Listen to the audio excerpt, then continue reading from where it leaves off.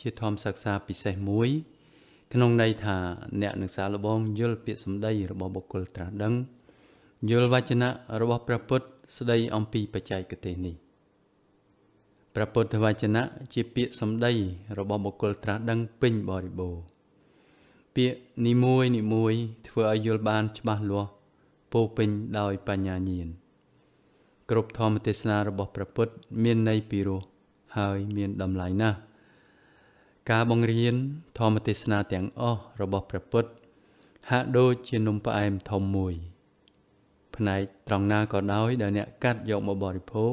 មានរសជាតិដូចគ្នាគឺរសជាតិទឹកដមទឹកអម្រឹត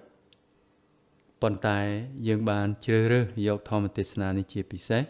ពីព្រោះជាធម្មទេសនាអធិប្បាយលម្អិតអំពីបច្ចេកទេសដែលអ្នកកំពុងតែបដិបត្តិ